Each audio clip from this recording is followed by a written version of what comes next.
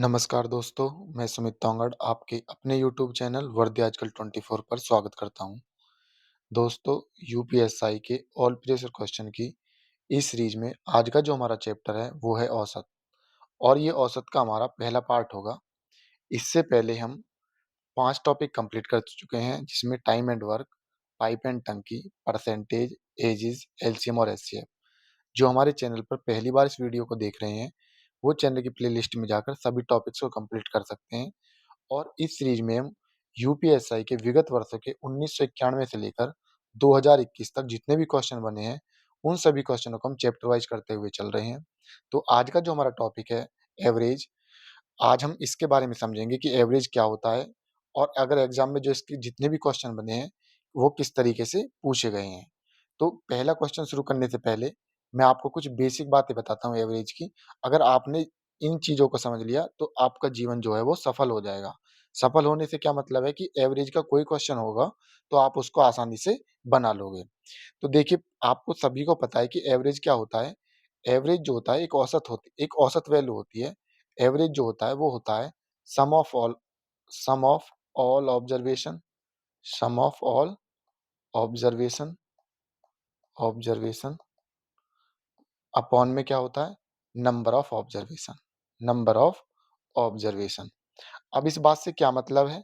इसका मतलब ये है कि जो मेरा औसत होता है, जो औसत होता है वो क्या होता है? कुल योग किसका? जो भी आपको डाटा दिया उसका कुल योग, और वो बटे में कुल संख्या। क्या होता है? बटे में कुल संख्या। तो ये आपका होता है औसत।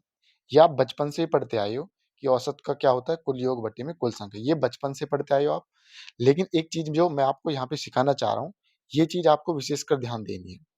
अगर आप 2 मिनट के लिए तसल्ली से पहले क्वेश्चन लगाने से पहले इस चीज़ को बिल्कुल बारीकी से समझिए जो मैं आपको अब समझाने जा रहा हूँ। अगर आपने ये समझ लिया तो मैं वास्तव में ये कह सकता हूँ कि आपका जीवन जो एवरेज में वो सफल हो जाएगा।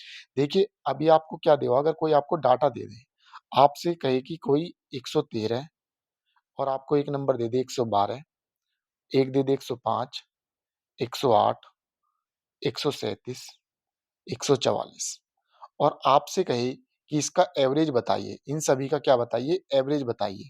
तो एक तरीका तो क्या है आपके पास? वही सिंपल वाला जो मैंने आपको बताया था कि आप क्या करोगे? सभी को जोड़ दोगे, सभी का सम कर लोगे और बटे में कितनी संख्या? 1, 2, 3, 4, 5, 6 और बटे में कितने नंबर है वो। तो उससे क्या निकाल लोगे आप? एवरेज।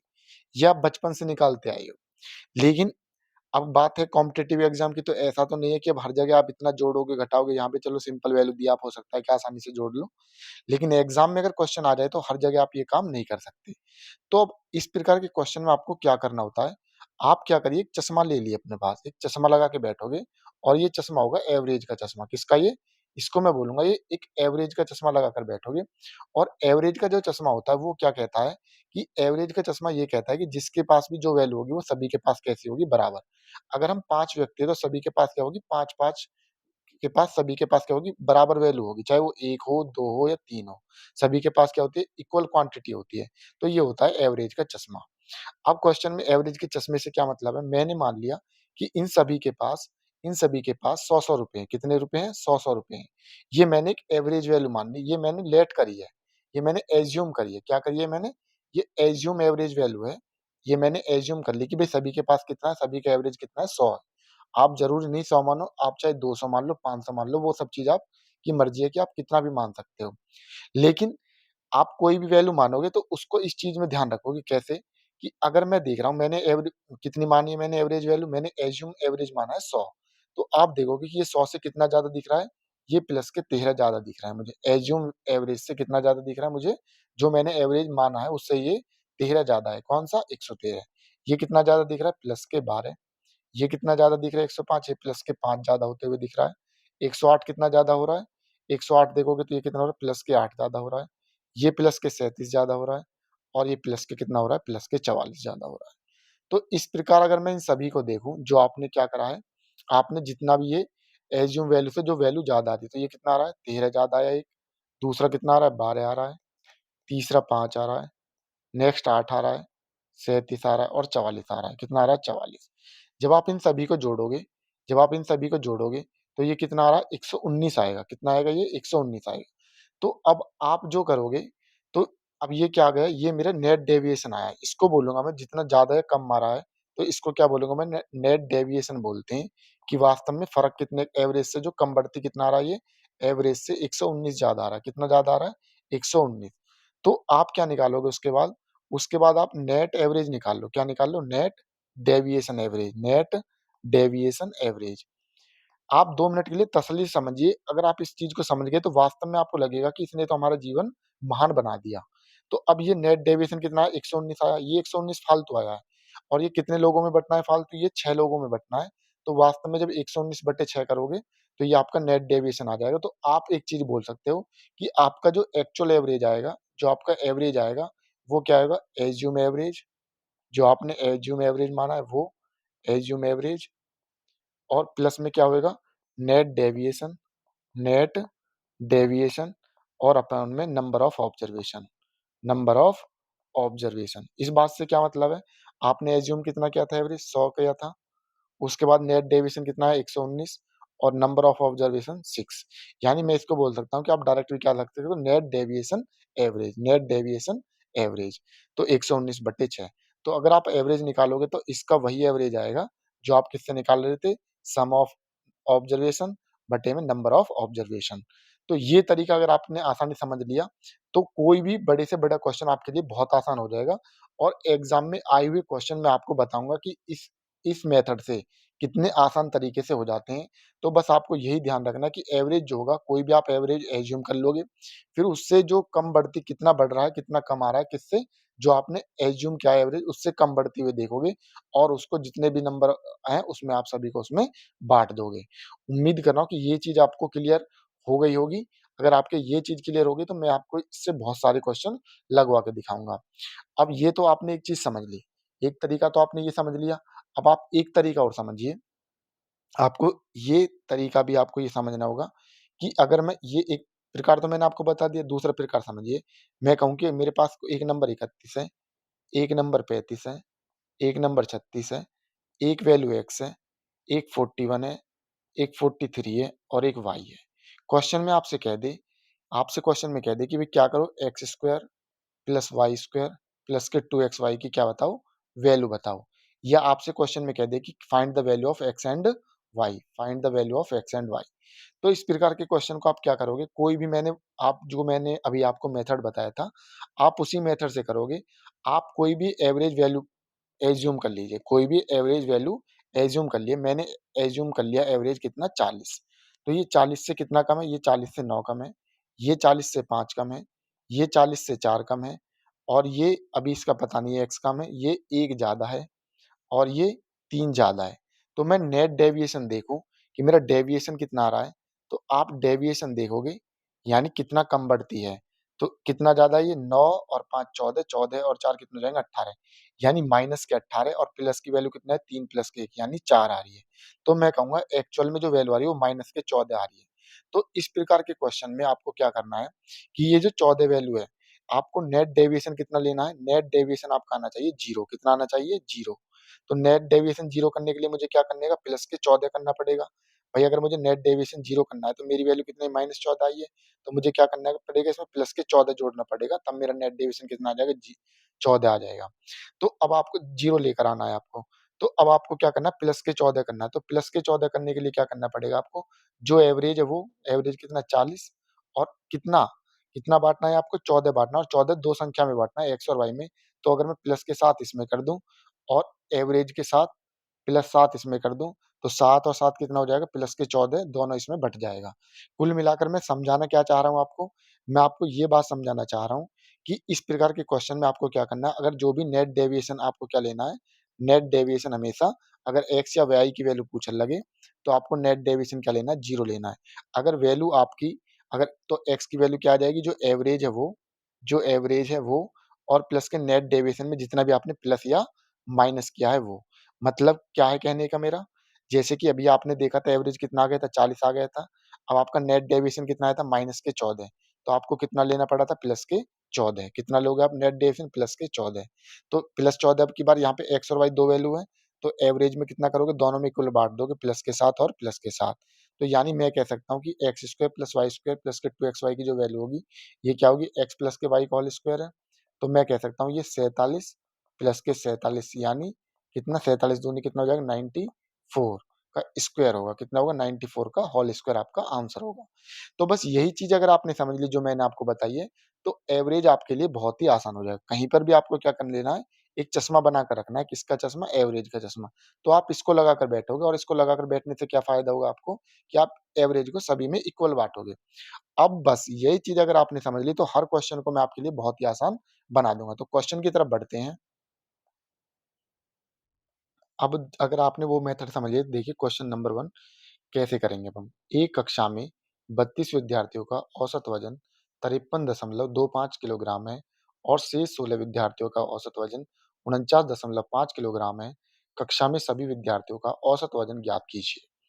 अब देखिए क्वेश्चन को करने का क्या तरीका है। क्वेश्चन पहले देखिए क्या कह रहा है। आपको 32 छात्र दिए हुए हैं और 32 विद्यार्थियों का कितना औसत दे रखा है, 53.25। पहली एक शर्त ये कह रहा है, दूसरे में कह रहा है शेष 16 विद्यार्थियों का औसत वजन कितना है, 49.5 है। कितना किलोग्राम है, 49.5 है। फिर कह रहा है कक्षा में सभी विद्यार्थियों का औसत वजन ज्ञात कीजिए। तो एवरेज आपको पता है कि एवरेज क्या होता है। पहले आपने जो सीखा है बचपन से, पहले मैं उससे ही बता देता हूँ आपको। आपने सीखा सम ऑफ ऑल ऑब्जर्वेशन बटे में number of observation, sum of observation upon में नंबर ऑफ ऑब्जर्वेशन। तो अब आप जब इसको सॉल्व करोगे तो एवरेज का क्या हो जाएगा, यहाँ से कुल का कुल योग कितना हो जाएगा, जो सम हो जाएगा वो कितना होगा, 32 गुणा 53.25। कितना होगा जो योग होगा वो कितना होगा, 53 गुणा 32 और यहाँ से कितना हो जाएगा 16 गुणा 49.5। तो कुल योग अगर मैं लूंगा तो कितना हो जाएगा, पहले का कुल योग कितना बैठेगा, 32 गुणा 53.25।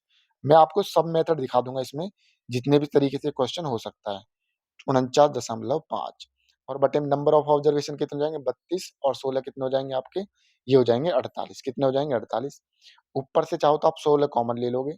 जब 16 कॉमन ले लोगे तो ऊपर कितना, 32 2 और 53.25 प्लस 16 कॉमन आपने ले लिया तो यहाँ से कितना बचा, 49.5 और बटे में क्या आ गया 48। 16 से कितनी बार कट जाएगा, ये 3 बार कट जाएगा।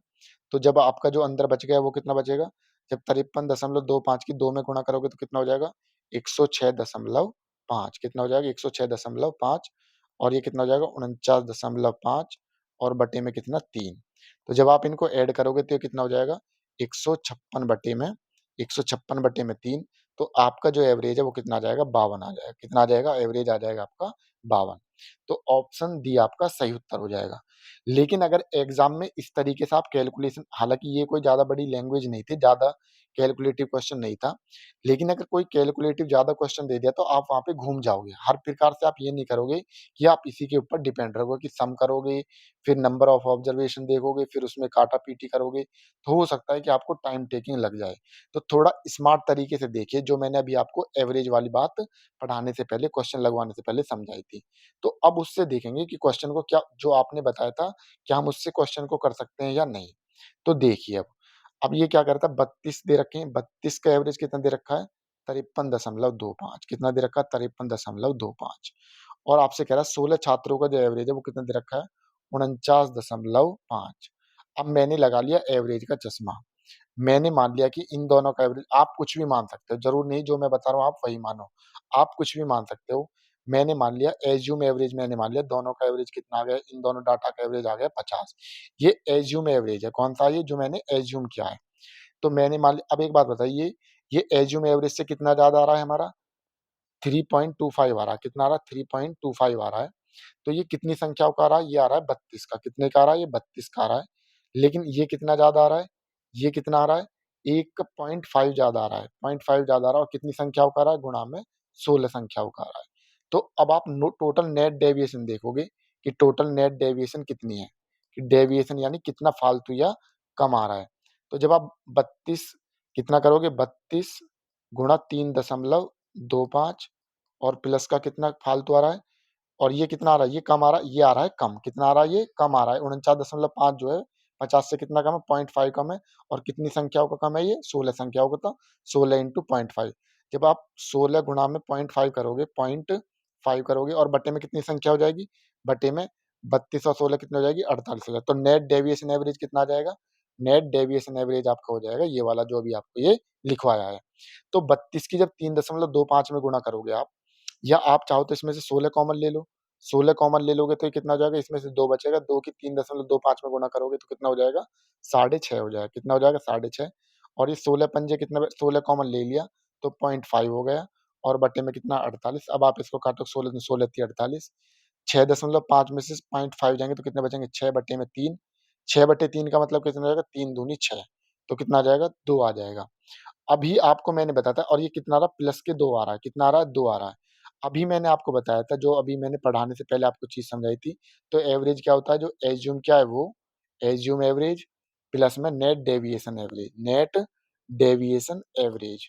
अब नेट डेविएशन एवरेज एज्यूम कितना क्या था आपने, एज्यूम क्या था आपने 50, और कितना आ रहा है आपका, प्लस का जो वैल्यू आपकी आ रही है वो निकल के नेट डेविएशन वही आप ले लोगे, 50 प्लस के 2 कितना हो जाएगा, 52। और अभी आपने मेथड से भी निकाला था, उससे कितना आया था, 52। तो बस यही चीज़ थी जो मैंने आपको समझाना चाह रहा था। अब ये जैसे मैंने यहाँ पे 50 लिया है, तो ज़रूरी नहीं है कि आप भी यहाँ पे 50 लोगे। मैं बहुत सारे क्वेश्चन कराऊँगा आपको, हो सकता है आपको यहाँ समझ में ना आए, लेकिन एक समय ऐसा रहेगा कि ये आपको मेथड इतने तरीके से माइंड में सेट बैठ जाएगा कि आपको कॉपी पेंसिल की भी बहुत से क्वेश्चन में ज़रूरत नहीं पड़ेगी। आप ऐसे ही अनुमानित कर लोगे, और ये देख लोगे कि लगभग में ये ऑप्शन तो हो ही गए नहीं, ये नहीं होगा, ये नहीं होगा। आप इसी तरीके से ये चश्मा लगाकर जब बैठोगे तो क्वेश्चन को आसानी से कर लोगे। तो आप बने रहिए लास्ट तक, कोई क्वेश्चन ऐसा नहीं होगा जो आप नहीं कर पाओगे। तो बढ़ते हैं नेक्स्ट क्वेश्चन की तरफ। क्वेश्चन नंबर 2 क्या कह रहा है, क्वेश्चन नंबर 2 में लगातार 3 वर्षों तक एक उत्पाद की कीमत क्रमशः रुपीज 146 प्रति लीटर, रुपये 292 प्रति लीटर और रुपये 365 प्रति लीटर थी। यदि एक आम आदमी उस उत्पाद पर प्रति वर्ष औसतन रुपये 16,060 खर्च करता है, तो 3 वर्षों के लिए उस उत्पाद का प्रति लीटर औसत मूल्य कितना है? ये सभी क्वेश्चन पूछे गए हैं यूपीएसआई 2021 में। तो क्वेश्चन को किस प्रकार करना होता है, देखिए।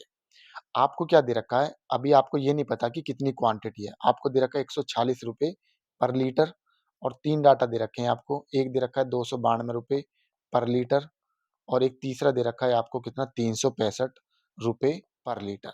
अब सभी का एवरेज कितना दे रखा है, वो क्या करता है, प्रति वर्ष औसतन 16,060 रुपए खर्च करता है।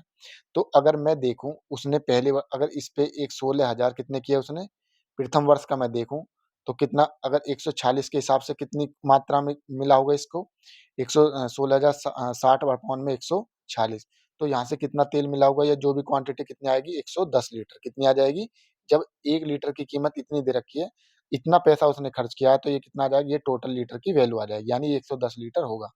दूसरे से अगर मैं देखूँ, तो दूसरे से 160 बटे में कितना आ जाएगा, 140। अब कितने से काटोगे, 292 से।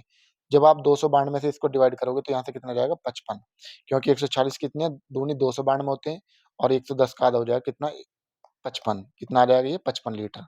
तो इसी प्रकार यहाँ से जब आप देखोगे तो यहाँ से जो मात्रा आएगी वो कितनी आएगी, 16,060 बटे में 365। तो यहाँ से जो तेल की जो मात्रा आएगी वो कितनी आ जाएगी, यहाँ से आ जाएगी 44 लीटर। कितनी आ जाएगी, 44 लीटर। तो यहाँ से आप मात्रा निकाल लोगे, यानी क्वांटिटी निकाल लोगे कि कितनी क्वांटिटी है। ठीक है। अब उसके बाद आपसे पूछा एवरेज, क्या पूछा, एवरेज पूछा है। अब एक बात बताइए, 1 साल में कितना खर्च करता है, 16,060 करता है। तो इसी प्रकार कितने साल तक किया उसने, 3 साल तक। और अब इसकी टोटल क्वांटिटी कितनी, नंबर ऑफ ऑब्जर्वेशन कितना हो जाएगा, 110 प्लस के 55 और प्लस के 44। ये क्या हो जाएगा, number of observation. Sum of observation बटे में क्या, नंबर ऑफ ऑब्जर्वेशन। तो जब आप इसको सॉल्व करोगे तो ये कितना हो जाएगा, 3 गुणा 16,000 कितना, 60। और जब आप इन सभी तीनों को जोड़ोगे तो कितना हो जाएगा, 200। कितना हो जाएगा, 209। कितना हो जाएगा, 209। अब इसमें समझने वाली बात क्या है, वो मैं आपको इसमें बताता हूँ। देखिए, अगर आप इसको काट-पीट करने लगो तो एक ऑप्शन की तरफ देखो आप।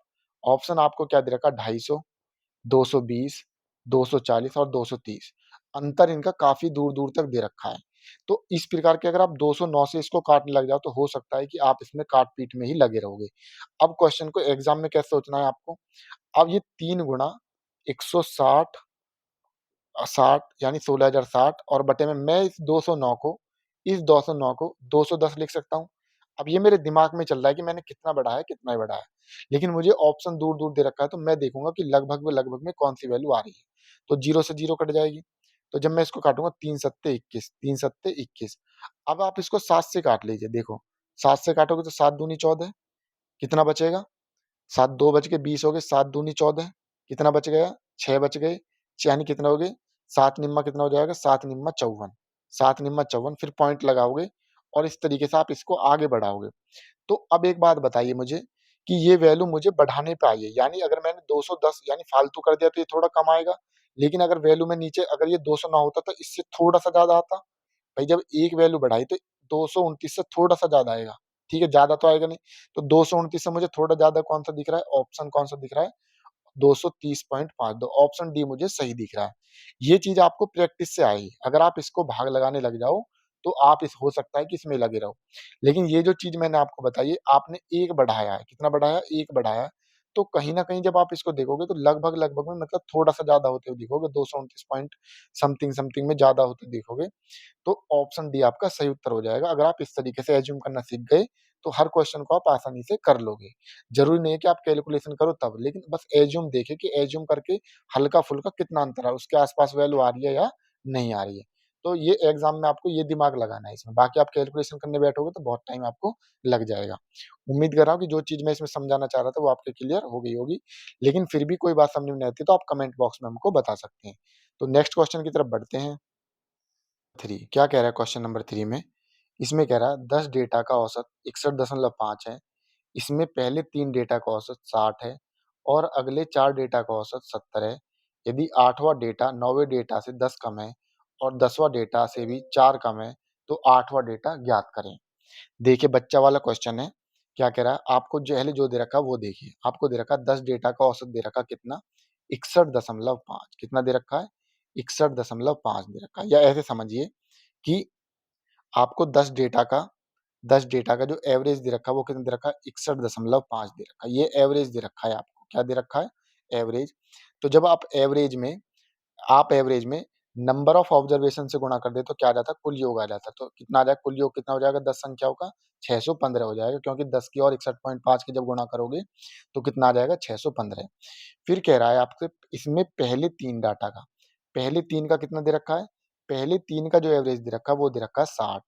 तो कुल योग कितना हो जाएगा? 3 छींग 18, 180 हो जाएगा। फिर कह रहा है उससे अगले 4 डेटा का जो औसत है, उससे अगले का कितना दे रखा है? 70 दे रखा है। कितना दे रखा है? 4 डेटा का औसत 70 है। तो कुल योग कितना हो जाएगा 4 का? 200, 7 चौक 28, 280 हो जाएगा। फिर कह रहा है कि 8वाँ डेटा और 9वाँ डाटा और क्या 10वाँ, 3 वैल्यू और ये दे रखी है 8वीं, 9वीं और 10वीं। क्वेश्चन में कह रहा है कि यदि 8वाँ डेटा 9वें डेटा से 10 कम है और 10वें डेटा से भी 4 कम है। अब मैंने मान लिया, आप कुछ भी मान सकते हो, ऐसा नहीं है कि यही मानो, आप इनमें से कोई सी भी वैल्यू आप रख सकते हो। मतलब क्या है समझाने का वो देखिए। मैंने मान लिया 10वाँ डाटा क्या है? x है। जब 10वाँ डाटा मैंने x मान लिया, तो 8वाँ डाटा जो 8वाँ डाटा है वो 10वें से कितना कम है? वो 10वें से 4 कम है। देखिए ना 10वें डाटा से भी वो 4 कम है। जब ये x है तो ये कितना हो जाएगा? ये x माइनस, इसकी वैल्यू कितनी हो जाएगी? x माइनस के 4 हो जाएगी। और 9वाँ डाटा जो है वो कितना है? वो 9वें डेटा से 10 कम है। तो x माइनस के 4 और ये कितना हो जाएगा? ये प्लस के 10 ज़्यादा हो जाएगा। जो 9वाँ डाटा है, 9वाँ डाटा अगर 8वाँ डाटा 9वें डाटा से 10 कम है, तो 9वाँ कितना हो जाएगा? 10 ज़्यादा हो जाएगा, तो प्लस के 10। तो इसकी वैल्यू कितनी आ जाएगी? इसकी वैल्यू आ जाएगी x प्लस के कितनी आ जाएगी? 6 आ जाएगी। कितनी आ जाएगी? x प्लस के 6 आ जाएगी। ठीक है? अब आपके पास आपको 8वीं वैल्यू पता चल गई, 9वीं पता चल गई और 10वीं पता चल गई। लेकिन आपको एक चीज़ पता है यहाँ पे क्वेश्चन में, आपको पता है कि 10 का योग कितना है? सारी 10 संख्याओं का कितना? 615 है। अगर इस 615 में से मैं इन 7 संख्यान घटा दूँ, इनका सम कितना बैठेगा? 180 और 280 को जब आप ऐड करोगे तो कितना आ जाएगा? 460।